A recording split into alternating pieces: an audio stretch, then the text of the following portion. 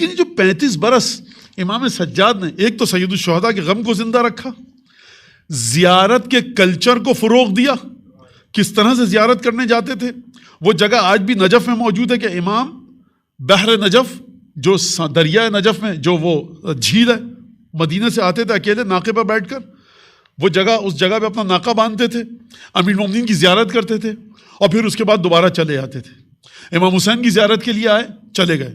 اچھا آپ کہیں گے کہ قبر تو جناب امیر کی پتہ لگی لوگوں کو امام صادق کے زمانے میں، تو یہ آپ کو کیسے پتہ چلا کہ امام سجاد آتے تھے؟ سرکار امام سجاد کو تو پتہ تھی قبر، عام لوگوں کو نہیں پتہ تھی، اور روایات کے ذریعے آیا.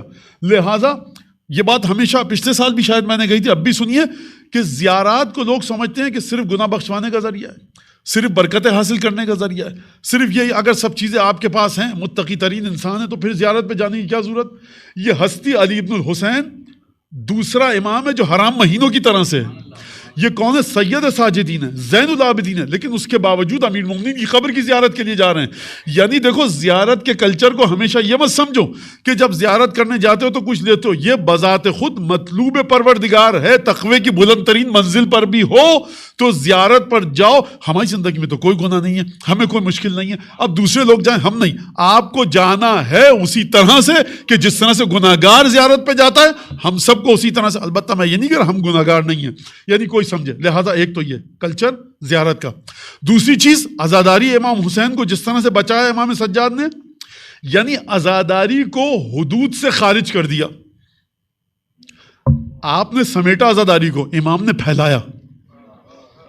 آپ لائے امام باڑے کی چھت کے نیچے، امام قصائی کی دکان پہ عزاداری کر رہے ہیں، امام دسترخوان پہ بیٹھ کے عزاداری کر رہے ہیں. یعنی اچھا یہ جو میں نے جملہ کہا پھیلایا، یہ جملہ صحیح نہیں ہے. پھیلانے میں یہ ہوتا ہے کہ آپ اس نیت سے یہ کام کر رہے ہیں کہ پھیلے.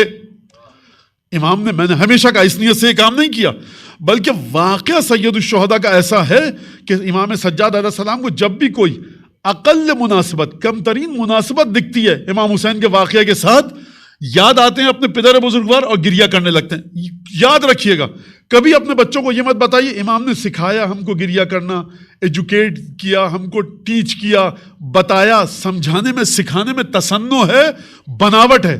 آپ بچے کے ساتھ تتلا کر گفتگو کرتے ہیں، آپ بچے کا ہاتھ پکڑتے کہتے ہیں بیٹا دیکھو یہ رہا الف، یہ رہا بے، بچے کی طرح سے لکھتے ہیں. امام یہ نہیں کر رہے.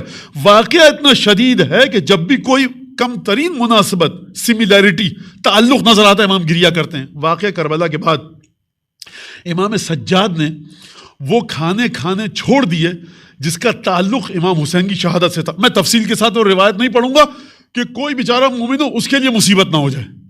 لہٰذا بڑی عجیب روایت ہے. اور یعنی بڑا وہ کھانا چھوڑ دیا، زندگی بھر وہ کھانا نہیں کھایا، کچھ سالوں کے لیے مدینہ چھوڑ کے چلے گئے. تو پہلے دو کام بڑے، کیا مطلب؟